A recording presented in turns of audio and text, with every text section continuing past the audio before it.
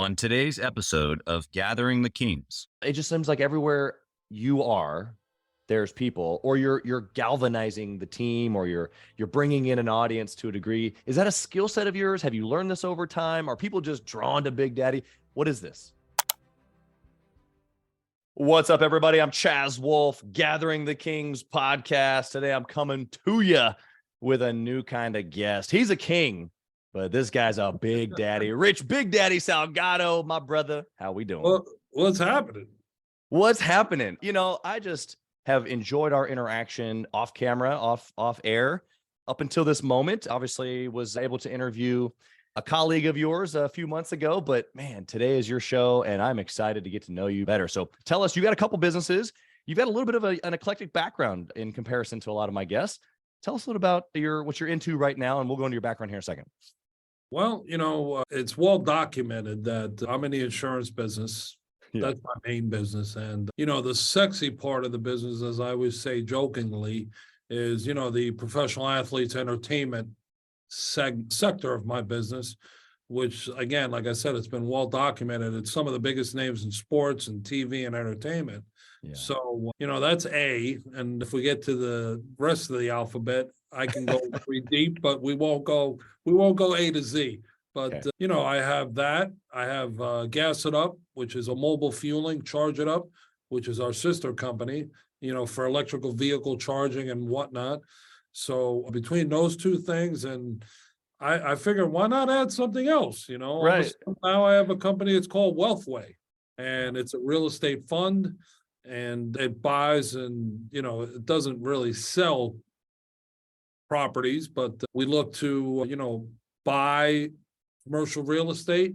And we're also in the process of looking into building affordable housing and modular homes. Sure. Between those three things, Yeah.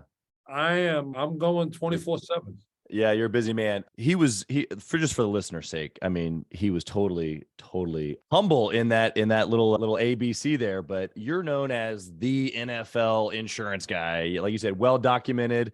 You're all over Fox News. You've got all these connections in athletics and entertainment, and people know Big Daddy. So I'm excited to now be part of that little pod. Well, a big pod of people that know Big Daddy. So we appreciate you being here. I want to know, before we get into a little bit of your story, your journey, I want to know the burning desire. I mean, you've accomplished so much in your career and in your life. What's the burning desire in you now? You know what? I just don't know how to do anything else, to be totally honest. It's funny. A friend of mine this morning says to me, man, he goes, I don't know how you do it, and I'll tell you, I'll give you the last couple of days, my schedule's been pretty intense, where I was in Jacksonville, Florida last Thursday through Sunday, playing at the ROM Celebrity Golf Outing, which you see my St. Jude pin. We support St. Jude. And then, I get back Sunday night, and then, Monday, dig right into it. I got emails, phone calls to follow up on. And then I had the great honor of, on Wednesday night, speaking in New Jersey to the Bergen County Republican Women's Party. I was the keynote speaker, which is something that I've never done before. I've never been a keynote speaker. So it's funny. I was like, man, okay, here we go. So I'm used to being on TV. I'm used to speaking in public forum. I've spoken at Wharton Business School twice. So I could do that.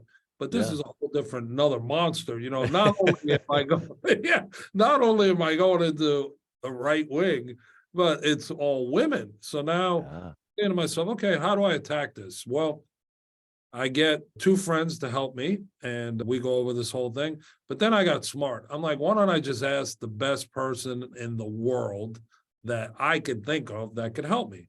So Sean Hannity, come to Big Daddy's rescue. Yeah. Sean gave me some tips and whatnot. And then as I call her, my teammate and business partner, her name is Angelika Steen Olsen. As we were going over, we were going over my speech and everything as we were getting driven over. Well, okay, here's speech A.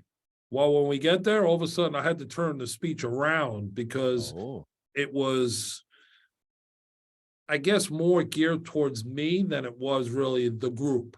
okay. So now, okay, let's change the script.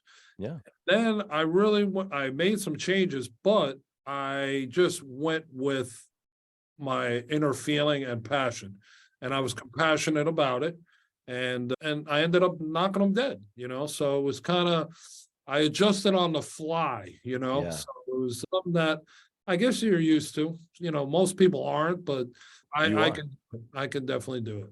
Yeah, I mean, inside of that, what I'm hearing is that you've just been in a public eye or under pressure, really, is probably what most people might say, for so long, and you've repeatedly put yourself in those situations where it's almost like normal, right? Like if you don't have that, or if you quit doing that, it would be different. It would be odd, right? And so I don't see any sitting on the porch watching the sunset for you anytime soon. No, you know what's so funny is I love a house with a porch Yeah. and a rocking chair. And actually, about a month ago, I was able to actually sit on the porch and smoke a cigar with a friend. There you go. But, I was like, wow, this is great, and a cigar relaxes me. So here I was, it was at night, right before it's about to get dark. I think I went to bed at like 9 o'clock that night after having this cigar and chatting with a friend of mine because we were Yeah. just catching up and he says to me, man, I drove by your place and I don't see your car at 10:30 at night. And I'm like, that's sometimes the norm. Yeah. It's the last 2 nights for me have been between the party thing in New Jersey, and then last night I was in Manhattan for Long Island University had a big gala, and they honored some certain people, Yeah. and one of them was Mayor Eric Adams.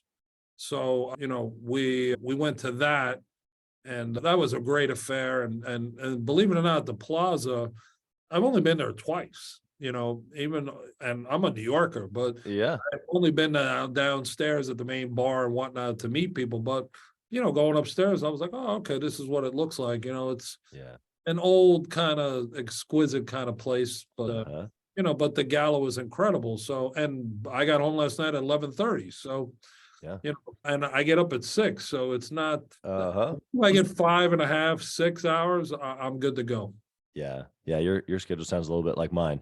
What I'm picking up so far, tell me if I'm wrong on this, because you're just flowing and I love it, is that everything that you've expressed that you've done, even in the last few days, or really just if I look back at your career, it's always been with people, lots of other people at times. But I mean, even us prepping for the show, we were talking about commercial real estate, and you piped over to one of your team members there, your producer, and you're like, asking for some clarification, and he popped in on the screen. It just seems like everywhere you are, there's people, or you're galvanizing the team, or you're bringing in an audience to a degree. Is that a skill set of yours? Have you learned this over time? Are people just drawn to Big Daddy? What is this? You know what? What you see is what you get with me, And look, I'm not the smartest guy in the world. I tell people all the time. I said, I surround myself with people. And look, we all make mistakes. I've made mistakes in the past where you bring people in, it's not a fit, and then you Right. have to move on. And my one brother, I have two brothers, Louis and Jimmy. And my one brother, Louis, used to tell people that you can't be my brother. Like you can't be him. It's not like, and I Right. wish I could clone myself where I can have people have all the access and all the relationships, Yeah. be able to send people here, there, or that. That that's probably a skill set that is only made for me, because when you develop relationships, you Sure. can't, let's say, how do you say this? If I'm supposed to meet with you, I can't send my number 2 person to meet with you. You want to meet me. If Yeah. I can't meet you, then what's the sense of having the meeting? And that's what I tell people all the time. When you're developing a network and you're developing relationships, I think that one of the most important things is always remember people. Okay. Second, remember where they started, because they're not going to finish there. Okay. And Yeah. third, let people know who you are and what you do. Yeah. Yeah. Hey, you know what? wow, that's a big guy. Okay, so like when I walk into a lot of rooms, and I say this jokingly, wow, that guy's either security or what, like what is he, And then there's a presence. yeah, and then I tell people, I'm like, hey, my real name is Rich Salgado, but if you ask 100 people in this room that know me, I'd say half the room doesn't know my real name. But if you say Big Daddy, oh, a whole That bunch. guy. Yeah, exactly. So, but I always feel that it's important to let people know what your purpose is, who you are, and what you do. Yeah. That's a skill set that if I could share it and clone it and put it inside someone, I would do it, because That's huge. there's only one of me to go around. Yeah, absolutely. So not only the building of the network and being intentional, you talked about, taking advantage of those moments as the fill in the blank CEO, builder of your business, your family, even like we can use this in context of all different kinds. But even with this show, we interview a lot of people. It would have been really easy for me to have a co-host or another person to do some other recordings. We've recorded 320 or so in the last 15 months. It's a lot, That's a lot. Wow. But I've taken the same approach that you just did and said, you know what? I'm building my network. How am I going to build my network? Chaz Wolfe, of course, gathering the kings as well. But personally, I need to be the one touching the relationship in order for it to go anywhere. And if this is the beginning of the interaction of Chaz Wolfe and Big Daddy, then cool. If it goes somewhere, awesome. If it doesn't, that's okay too. But I can't, like you said, give that to my number two and then hope to have something come out of that for the purposes of you and me, because there was never a you and me if I wasn't here. Yeah. Well, you know what? I got involved in the podcast game. And, at first it was, hey, would you book us talent? And I said to them, no, I will not, because I can't give out clients and celebrity friends of mine's phone numbers out. Right. They're going to do it. And then I said jokingly, I said, well, why don't you make me the host of the show and then we'll get this done. And I'm thinking, all right, I'll be left alone and then I got to use me. And all of a sudden, 3 days later, hey, Big Daddy, you got it. I'm like, so careful what you ask for. Yeah. I'm like, oh man. So now I got to find time to do this. And I ended up doing about 60 episodes. And then I had to take a break because I was just overwhelmed with not only am I booking the show, but I'm doing the show. Right. All the editing that was being done for me, and that was great. But, I took a step back. I'm going to get back into it because I if you go to Big Daddy and Friends, it's on YouTube. Yeah. You'll see some of those interviews. I've got Joe Buck, I got Andy Reid, I've got some big names on there. Yeah. And they're all friends of mine. Those are people that I asked to come on. And, and that's where the relationship starts. And that's how I'm able to do it because they know, one, they could trust me.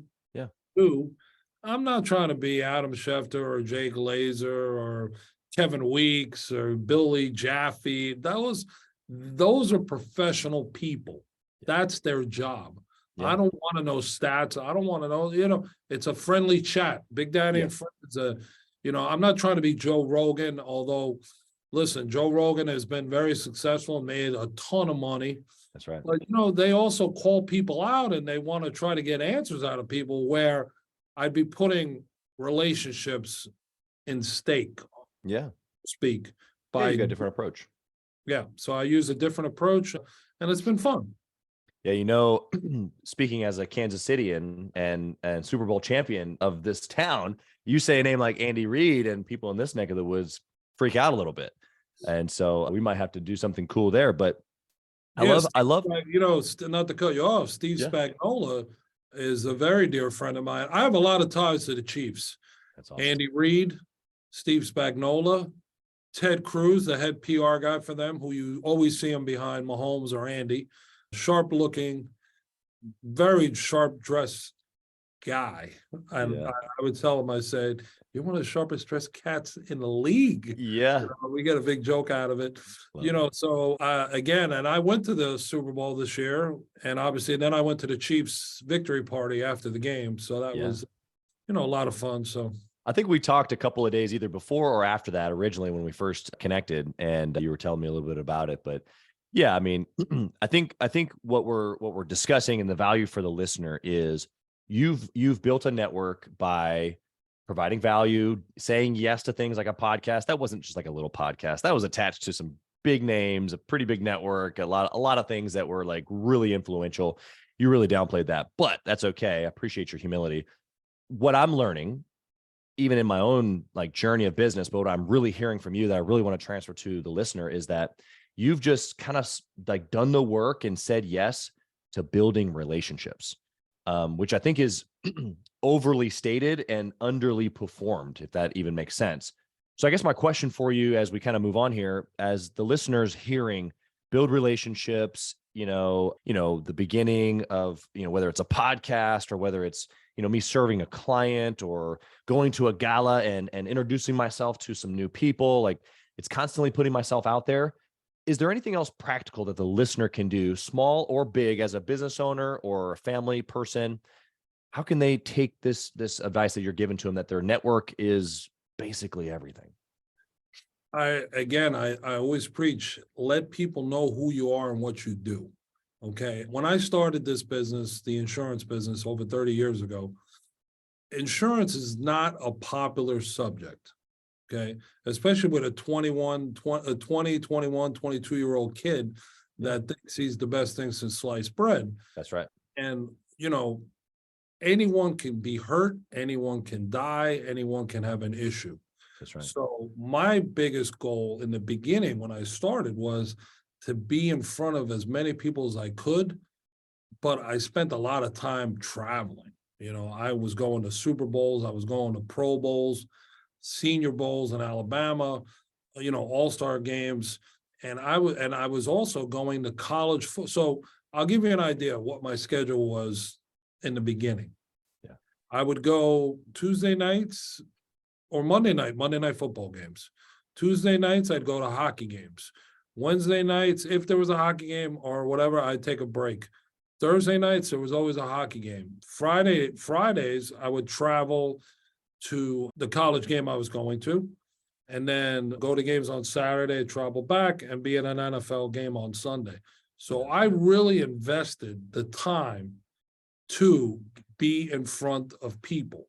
Yeah. I had to let people know who I was and what I was doing and what my purpose was. So that's why when everybody says, oh, he's an NFL insurance guy.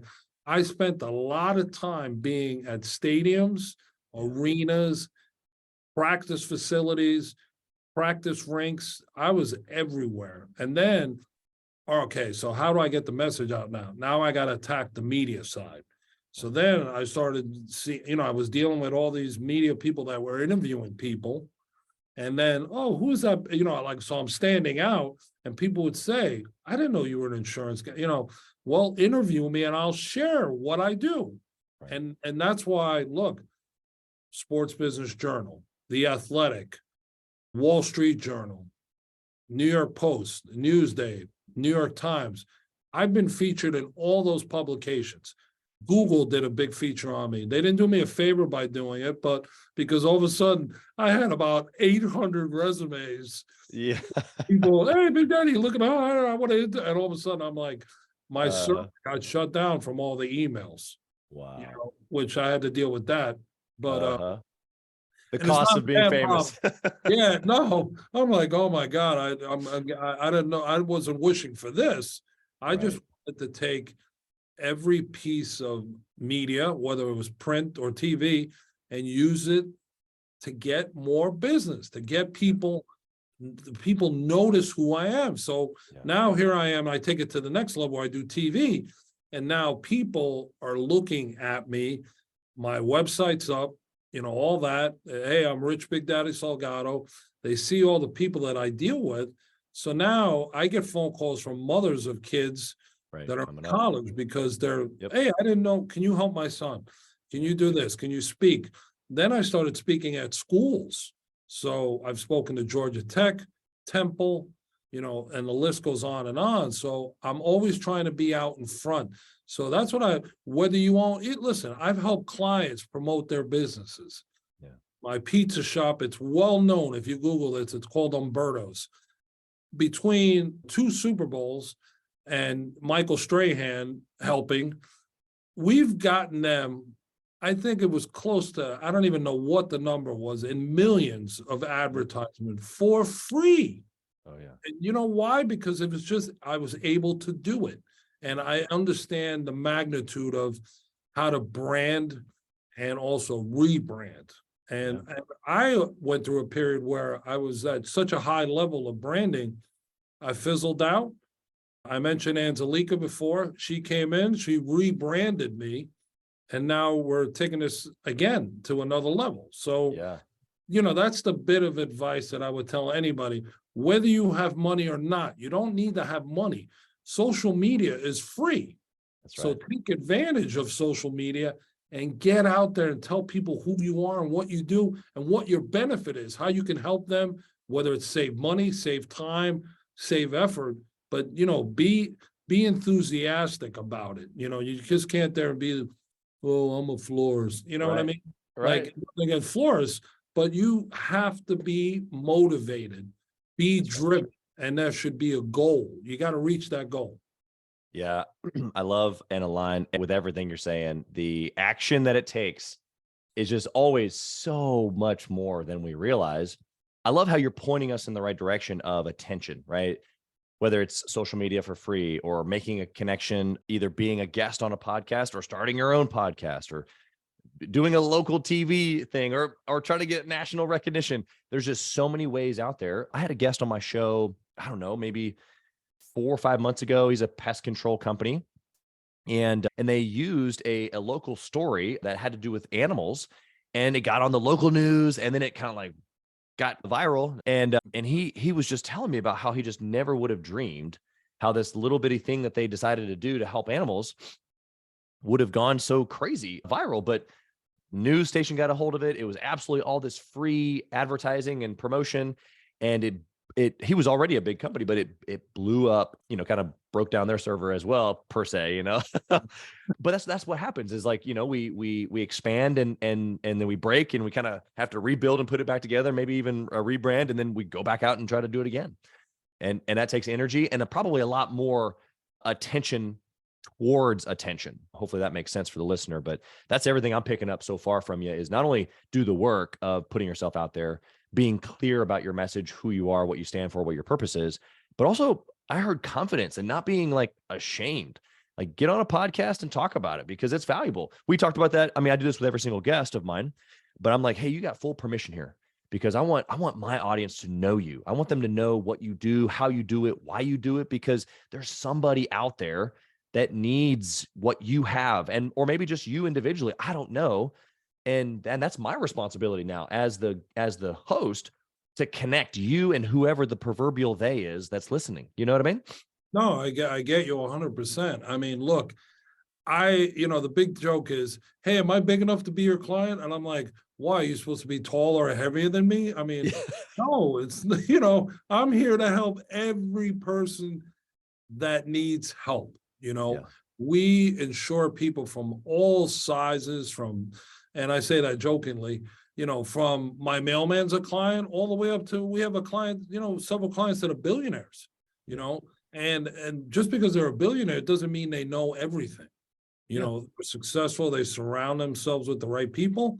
And that's what I try to do. I took on a partner about 7-8 years ago. His name is Chris Muro, and we have an office in Boca Raton.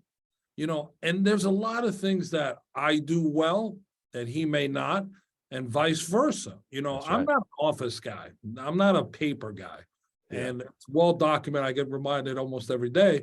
But, look, I'm the person that wants to go and get the business, get the relationship going, educate along with my partner. And we work with everyone. That's the one thing that I try to tell everybody.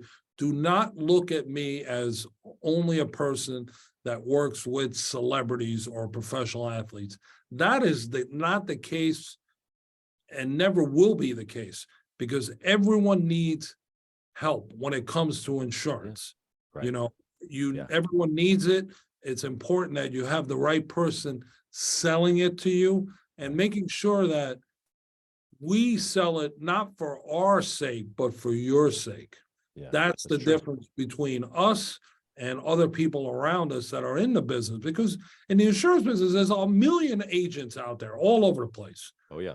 That doesn't make them better than anyone else. Is it, what do you say?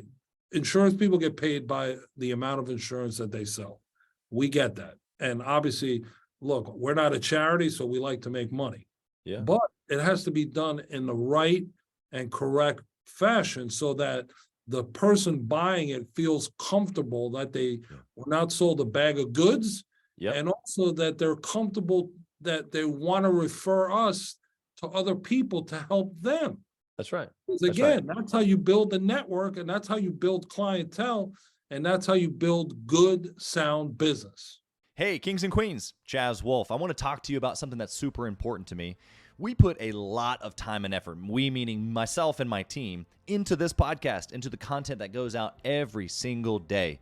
And if you have been getting any sort of value or insight from this, we want it to be able to reach other business owners too. So we would love if you would like, comment, share, leave a review, post, share again, all of the things on social media, on all the different platforms, or even on the podcast mediums of Apple and Spotify. We would love to be able to get our content into more hands, more entrepreneurs, so they can grow their business as quick as possible. Together, we are building a community of like-minded entrepreneurs who are committed to growing their businesses to new heights. So let's do this. Let's help each other.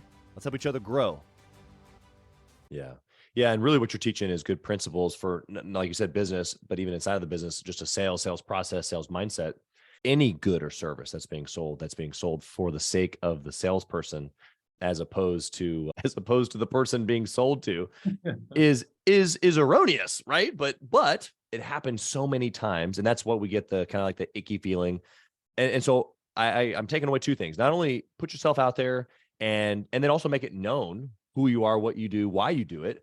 But if you are genuine about it, then what really should happen is it shouldn't come across as salesy or promotional or whatever. It should come across as real, genuine relationship and help.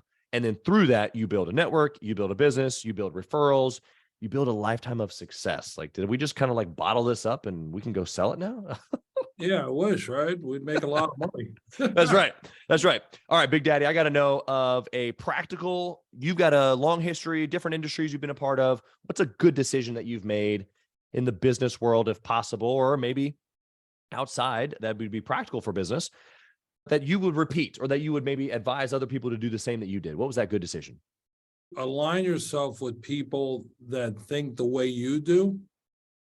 And you can't be a one-man shop. And that's the thing that I've done. When I partnered up with my partner in Florida, Chris Muro, I think that was the best decision I ever made. And I wish I would have met him 30 years ago or 20 years ago. But that was one of the best decisions that I ever made, because I joke around. I say he's my dictionary. Yeah. My encyclopedia, dictionary, and end all, because I really lean on him a lot.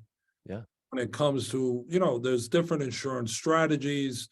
Sure. You have to bring in the right people, because when we do insurance, we're not only doing disability insurance for athletes, Right. we're also doing life insurance. There's estate planning involved. That's right. There's X, Y, and Z. Not to get too technical. And all those things are applicable for a business owner or anybody looking to build wealth. Yes, absolutely. Look, I could own a pizza shop, and that doesn't mean I know how to make pizza. That's but right. I own the real estate. I own the business. Right. I want to get the best pizza makers out there, so I have the best product. Yeah. And that's how people have to think whether it's a product or a business, whatever it is that you're dealing or doing. Don't do it by yourself. You gotta learn to delegate, and obviously trust is always the biggest thing. To answer your question, the other thing was coincidence. And what I'm going to mean by that is that the real estate practice, Wealthway, that we were chatting about before we went on air. Yeah. The gentleman, Sam Liebman, who runs the company, we met on set of a show. And, I was sitting there, he came over and said hello. And, we started chatting, and all of a sudden we're out having dinner, and now we're business partners. Yeah. It's the same thing with Gassing Up. Yeah. Gassing Up, I get asked to insure one of the first trucks of the company. And this is 6 years ago. Now I'm the chief communications officer of the company. Right. And a partner. Yeah. So a lot of it involves coincidence. A lot of it involves being at the right place at the right time. And a lot of it is surrounding yourself with successful people. Yeah.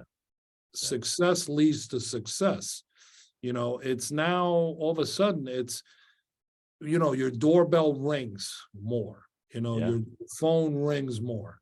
That's and right. then you have to be selective.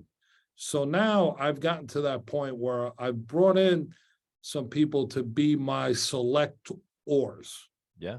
Because when you're at, let's say you're behind home, you're at the plate. Not only do you have one guy pitching at you, you've got 10 pitchers up on the mound. That's right. And it's obviously impossible to hit every ball. That's right. So you have to have the right people around you to help you succeed and move forward. Yeah. And that's something that took me a while to really learn, because I was trying to be protective of the brand and relationships and whatnot. Right. But you know what? When I introduce people and I say, this is a big thing that I believe in. If I say, Chaz, I want you to call my client, okay? I give you the name, I give you the number, and then I say, Chaz, don't call me to call them. If I give you their number and I give you their cell number, obviously I trust you. Gates open. The person on the phone is going to trust you because they trust me that I'm not going to put some jerk or idiot on the phone. That's right. And that's a key thing when it comes to, relationships, coincidence, and making smart decisions. It's just getting the right people around you to help share your message and do it the right way so that people are willing to call you back and also refer you out. Yeah. And again, whether it's owning a deli, a pizza shop, a widget, whatever the case may be, if you're a good, decent person and you know how to share your message and make sure that it applies to being a good person and doing the right thing, people will call you. That's right. Yeah. I wish I could bottle all this up, because you're giving it straight from the heart, which I think it just makes it that much more, just piercing. But everything that you have said is, I think that every business owner, first off, identifying the message, being confident with it, putting themselves out there at a 100x rate that they think they need to, and then being able to, for lack of better terms, reap the rewards of that, which is the continuation of building the network. It's you serve few people by doing all that extra work at the front. It really only gets you a little bit of result, but because you did it in a right way, and then you got a couple people on board to help you do it the right way, and then they refer you some people, and it snowballs eventually, which is the utopia of business and relationship and building a network. And what I'm hearing you say is that it's real, is that anybody listening today can begin this process, even if they've never done anything like this, and they can in 12 months, 3 years, 8 years, 20 years, have a network that is leverage. We talk a lot about leverage and gathering the kings. I had a dinner very similar to what you just talked about just 3 nights ago. Met up with a new client of mine. He had 2 of his partners with him. They're all real estate guys. Had a great steak, and I shook some hands, and I came back home and my wife asked me how the dinner was. I said, there'll be some deals coming out of that. I don't know what or how, but there'll be deals, because just like you with your partner, it's like you meet randomly, you do some dinner and some steak, and then things happen because you're a good person. I got good intentions. I'm going to add value. I'm going to lead. I'm going to put my message out there. Everything that Big Daddy's teaching us right now are super applicable. So I want to flip the coin. What's a bad decision that you've made? Something that wasn't your best hour, but you've learned a bunch from. Well, there's a few of those. I bet. We may need a second show, but anyway, I think not doing what I just said I did earlier. Sure. Yeah. Okay. That would be one of my biggest mistakes. That, you know what, I spent so much time getting out there, networking, running around, getting the message out, Yeah. but I didn't have a wingman, you know, Interesting. and so now here I am going out there doing all that. And then I also have to produce the product. Right. So now I'm doing both things. Yeah. And I had an office, I had an assistant, and but still I was missing the product time, the educating time, you know. Yeah. So now bringing on the partner, Chris, is what really was something that I was missing all along. I've worked with other people before, but Sure. there was more of a selfish attitude for them, and then what happens is you get people that say, well, how come I'm not getting you? You know, and that was something that I had to learn to do. Yeah. While bringing on Chris, like I said, as a partner, that took care of so many issues, so many problems, because I trust him with my life. He's like a Right. brother, he's a best friend, and he knows the game and knows how to product place and educate our clients Yeah. so that we're successful. I mean, if you think about it, you want to talk about sports. One of our clients is the goalie for the Florida Panthers, Okay. Sergei Bobrovsky, playing incredible. During the year, had a rough year, but now he's everyone's angel because he just got them to the Stanley Cup Finals. Wow. So he will be the first one to tell you in regards to Chris. Not only is Chris his insurance agent, but he's also his friend. Yeah. That's the difference that we try to make Yeah. with our clients. You know, we want clients to help, you know, we help clients. So if there's anything that we could do to help a client outside of our insurance business, we do it. We go out of our way to make sure. I love to promote people's business. And if I can do that, I'll do it. I mean, you know, right behind me, you have Arizona iced teas. They make drinks, obviously. Yeah. Well, listen, I drink those all the time, not the iced tea, but I drink the hydration drinks. Sure. And, you know, hey, look, why not? They do the right thing by us, do the Yeah. right thing back. You Yeah. know, when you give, you get back. Believe me, you Yeah. just have to do it the right way, you know? Yeah. Yeah. And you want to Dude. talk about coincidence. So going back to that speech that I did on Wednesday night, Yeah. this lady comes up to me and she says, hey, like, see, I have a big scar right here. Yeah. I survived a brain aneurysm. So Wow. the lady says to me, hey, I know what that scar's from. And I'm like looking at her going, Uh-huh. really? How? She goes, well, I'm an aneurysm survivor and I have one too. But, Yeah. you know, I don't have a full flock of blowing hair. So Yeah. So you can see yours. and she has her hair. And we got into a discussion, and it was incredible that, you know, by the end of the discussion, we were exchanging info. And, you know, she's I believe she was a senator. Okay. But now you got all these people sitting there. So this is a whole different group of people that I'm not really in that circle. Right. But here was my audience. I took the opportunity to introduce myself. You know, they did a great job promoting me and saying who I was and whatnot, but I wasn't there to be a salesperson. I was there to send a message. And that's what I'll repeat it. The message has to be clear so that your audience knows who, what, and where. Yeah. Important.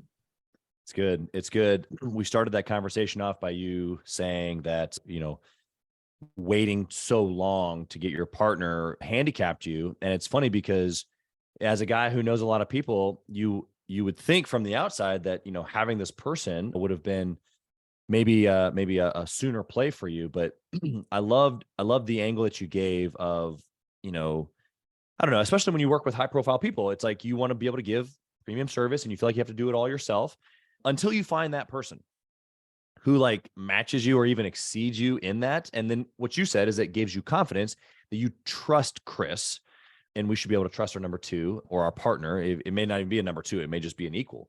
it's not we are handed, you know what? We're married at the hip. That's right. That's right. Well, and you have to be able to have the confidence in that person. And maybe that's even maybe a better way to say it, is that it can't necessarily be a number two. It's got to be, man, if I hand off this client, are they going to get the same experience or maybe even better? Like they understand that like, oh, Chaz, like he's great and there's a lot of insight and he's got a lot of business experience. But once you join Gathering the Kings, then there's a whole team and obviously other business owners behind him.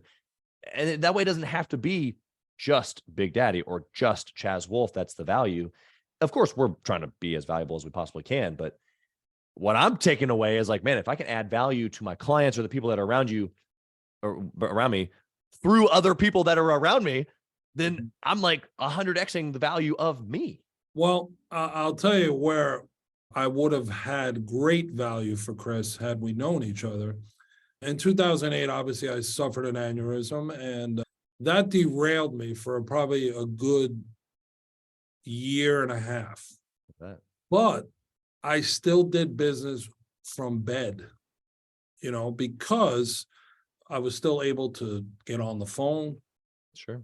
Do what I needed to do as far as paper pushing and, stuff like that. Make it happen. And I'll tell you a funny story, being an ex-football player and having the athlete mentality, I'll never forget, I went to a Giants-Steelers game in Pittsburgh. And here I was, I just gotten out of the hospital and I show up and here's people looking at me like, what are you doing here? And I said, I had to be here. I've been away too long. And it was only like a month after I gotten out of surgery. Wow. So now it's the weather's kind of nice, but I'm wearing a ski hat because this thing looked like Frankenstein's surgery when I got out. Yeah. I had 80 staples in my head. They got pulled out, but they were still, took a while. Yeah. And I'll never forget, I said, I've been away too long and I have to be here. And it was probably one of the greatest games I saw. But afterwards, just to get from the stadium to the hotel, which should have taken maybe 30 minutes, maybe 20 minutes, almost 2 hours, because I was so drained. I didn't have the energy. And I'll never forget, I went to bed at like 8 o'clock that night and passed out. Yeah. Next day I flew back. And then I had to pick my spots because I kept saying to myself, if I don't work through this, I'm going to be stuck at home forever. Yeah. I did not want that. So, being in Manhattan, when the weather's nice, you were trying to walk as much as I was trying to walk as much as possible. Yeah. And I'd be walking with some colleagues and then they would almost be like a block ahead of you because you can't walk at their pace. Right. Because I was still working out through all the kinks and everything. The anesthesia took like a month to get out of me and the joke was, I'll never forget the anesthesiologist when I was and I knew the guy. He said to me, he goes, well, Big Daddy, we know you're not a 1X or a 2X, so we're going to have to go with the 5X portion of anesthesia. And I'm saying to myself, well, I'm so glad that we're, making this about me and being humorous. Yeah. Yeah. And, you're tied in to this bed while not you going get anywhere under the knife for 6 to 7 hours, whatever it is. Yeah. But, that was the thing that I said to myself, I said, there's no reason for not to continue doing business because I could do it from the phone. And back then, you didn't have Skype or Zoom or any of that. So people are not going to really recognize, that I've got a hole in my head or my face is swollen or whatever. Yeah. Just get the business done and do what you need to do and move forward, So and that was a real learning process for me because I was like disabled sort of. Yeah. I had to pick spots. I mean, you had brain surgery. Yeah. So and a lot of great things came out of that whole thing. And if I could just steer away from business a little bit. Yeah. I went to the hospital after about 2 or 3 months later, and I saw a lot of kids had the same scar as me. Wow. And the doctor said to me, he goes, you could help us immensely. Yeah. Because of your reach and whatnot. And there he is promoting his message, asking for it, right? Yeah. So all of a sudden, here I am running a golf outing. And me and a friend, we decided, okay, we have 4 months to pull this off. Let's do it. Every day, that's all we did. We had a great 3-year run. And then obviously the venue that we were using was going under construction and whatnot. And then COVID came and we gave it a break. So then Angelica came to me and said, hey, why don't we do this again? And, let's rebuild it. And we did. So now we're going into year 3 of this. Wow. Now we're supporting St. Jude. So Yeah. great place. I've been there twice. And I always tell people that it is a place of hope. When you go there and you visit, it's like hope was infused into my system. Yeah. And wanting to help and give back, especially to a place like that where they save children's lives. Right. They don't save every life, Sure. but they give every child and their families a place of hope. They take care of everything. They don't allow for anything to come out of the person's pocket, the family's pocket. They cover it all. And their mission and goal is to save lives. And I became friends with one of the kids who was down there when I went down there, and he's cancer free now. He's running, he's doing kids like he's about to graduate high school. Yeah. 17-year-old kid. Yeah. His name's Tyler. So what we're going to do with Tyler for next year's event, we're going to fly him and his family up, and he's going to be our guest of honor. Yeah. And, and for all our guests to see what hope does and brings. Yeah. Because hope is one of the things that people have to believe in. It's okay to dream. Yeah. Dreaming is great because you know what? Sometimes dreams do come true. Yeah. Think about it. This young man and his family, the only thing they're dreaming about is they're them being healthy, the son being healthy, Survival. and finding a cure for cancer. Well, that's what St. Jude does, and that's what they represent, and that's why we support them. To add to my crazy schedule, this charity for the next 6 weeks will take the life out of me because we've got the biggest names in sports coming. You have to fly them in. You got to drive them in. You've got to have it's like having a wedding auto almost. Yeah, that's right. It's like setting up a wedding. Yeah. And, it's 2 days and we are supporting St. Jude. And they come and, you're on display and your goals are to have a great event. And obviously the most important thing is to raise a lot of money and also awareness. Because it's important for people to know, again, that's like building your brand, building your business. Make sure that you build awareness so that your audience knows what your mission and goal is. And that's what we do with the golf outing. We have it's 2 parts to this whole day. We have this golf outing and we also have a women's empowerment luncheon on the same day. So we got 2 things going on at once, 2 separate missions, but 1 message. Yeah. Love 2 that. separate missions, 1 message. Awareness, raise money, and be who we are. Because it's important. You got to stand for something that's important. And this day for Angelica and I, because we host it, is a very important day because we put blood, soul, guts, and everything else that comes with it. It's important. And that's one of the things that now takes up most of my time amongst everything else that's going on. Yeah, you're obviously an inspiration, and I hope that the listener has just been reignited by your intentionality and your purpose. I want to ask you about the word hope real quick, and then I got one more question for you after that. Sure. The word hope is interesting to me, and I've toiled with it over the years. Hope is hope, belief is belief, hope.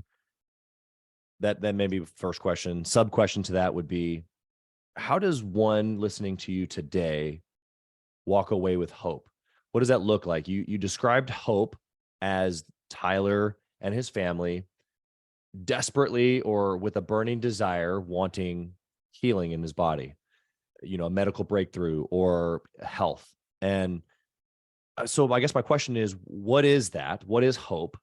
And how does someone walking away from this podcast, they're a business owner, they probably have a family, they're a community influencer, maybe they go to church, maybe they have a school that their kids go to that they're impacting. They have a reach, is what we've been talking about. What does hope mean to them, and how do they put it into play? Well, hope, you know what? Hope is thinking and knowing that you're going to succeed. I think that's how I envision hope.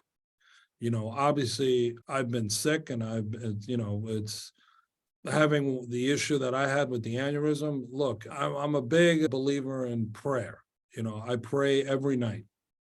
Two things I do every night: brush my teeth and pray. So before I go to bed. And it is having prayer. Prayer works, and prayer works alongside hope. When right. you're sick, obviously you have a lot of people that know that you're sick, and everyone prays for you, and everyone has well wishes and whatnot. And I think that plays a big part in hope, because if I'm the person that's sick and I know everyone's praying for me, I feel more positive and confident that I will get better. Yeah, that's hope. That's hope. Yeah. I appreciate that perspective. I got one last question here for you, Big Daddy. Super interested to hear what you have to say. Sure. If you had a chance to whisper in the younger Rich's ear, what would you say to him? Say that again? I The didn't. younger Rich, the younger the you. younger Rich? Wow, I have a lot to say. I don't know if that's a long-winded question. Yeah. I think my intentions have always been good, and I think obviously, like, when we step back, to make sure that that the younger Rich doesn't make the mistakes that the older Rich made.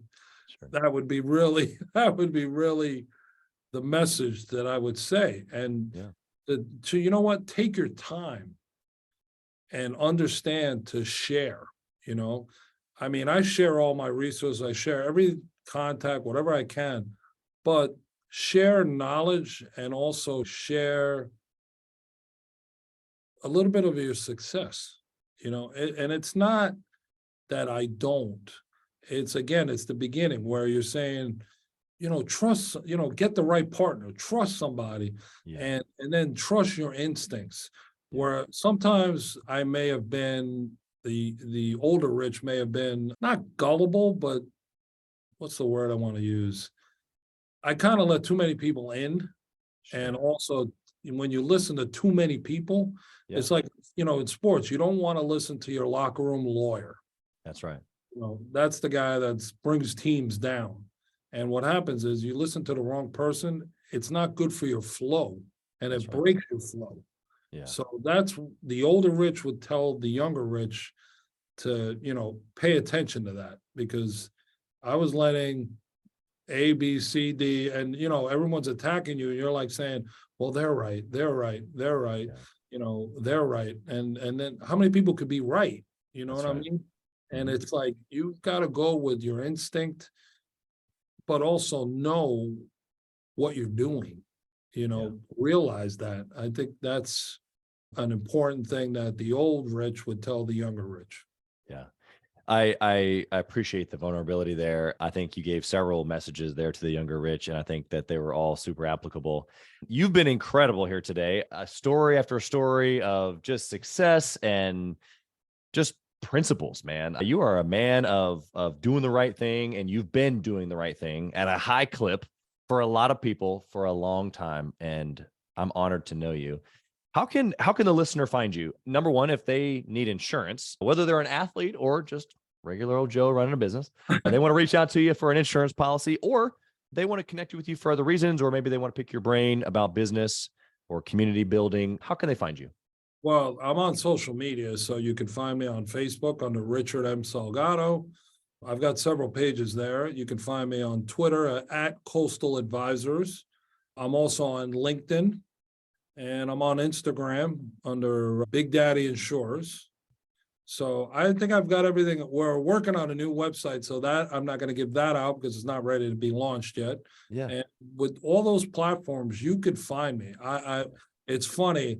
you Google my name and it comes up 100 million ways. And yeah. I kind of laugh at that. But, like before we end, my biggest and proudest moment right now is this event, this charity event. Yeah. I mean, I use that to give back. Yeah. And to share, my relationships, my friendships, my business contacts, all those things come into one big flow because it's important. You reach out to your sponsors, and we've got some incredible sponsors that, we have a Delta Airlines, Wow. Arizona Iced Tea, Nike.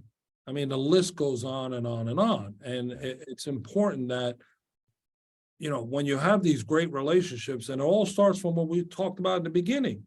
Yep. Do the right thing. Do what you say you're going to do. Yeah. Be a man or a woman of your word, because then you can go to those people and say, I need your help. Yeah. I am trying to save kids' lives. I need your help. And for anyone that wants to be a part of it, come out and play around the golf with your favorite celebrities, or, enjoying all you women out there. Come to the Women's Empowerment Luncheon. So go to www.bigdaddies with an S, golfclassic.com. Go there. You'll see an incredible, we haven't put the lineup yet because we're trying to keep it a big surprise, because we got some big names coming that we're not announcing yet. But I'll tell you one thing, we have Michael Martucci, who he is a Frank Sinatra singer. Wow. And he's playing at our event with a 16-piece band, orchestra, Yeah. not just a band. So it's not a karaoke thing. This is really the deal. This is the deal. And it is at the world famous Ohika Castle, which if you look at that venue, you'll be like, it has to be top notch, because that's the only way I know how to do things and try to be affiliated with top notch people. That's right. You're in the process of doing something very big, major, and it's also to save children's lives. So you have to do it the right way. Yeah. Yeah. You are world class. Everything you touch is premium. That's the message I've gotten here for sure. I hope myself, my team, and my listeners walk away from the interactions with Big Daddy Salgado that not only of inspiration that we can do it too, but man, it can be done on a big scale. And so you have been incredible, and I wish you nothing but blessing and success on all your businesses, your audience, all the event and St. Jude's and everything that you're going to be touching with your influence. I just think it's incredible to know you. Thank you for being here. Thank you for having me. And I look forward to meeting when you get to New York, and we'll do this again if you want. Absolutely. Thank you for listening to Gathering the Kings today. I hope that you were able to pull out a few nuggets to go apply into your business right away. More importantly, though, I hope that you're realizing that it takes more to be successful than just being by yourself, doing it all on your own, carrying the weight all by yourself. What I have realized, not only in my own journey from multiple businesses and multiple different industries, and now interviewing literally over 200 or 300 other very successful 7, 8, and 9-figure business owners, is that it's tough to do it alone. And so Gathering the Kings literally exists to bring together successful entrepreneurs. In fact, we are putting together 1,000 kings, specifically who are grateful but not done. We're intentionally assembling kings who fight tooth and nail for their business, family, and communities. And here's what we believe, that in the pursuit of excellence in those areas, that it ignites within us the responsibility to govern power and forge a lasting legacy. So if that relates and resonates with you, and you know that you need people around you, sharp, qualified, other very successful business owners, I want you to go to gatheringthekings.com. I want you to take a look at what we're doing and see if it makes sense for you to be part of our pursuit to 1,000 kings. Talk soon.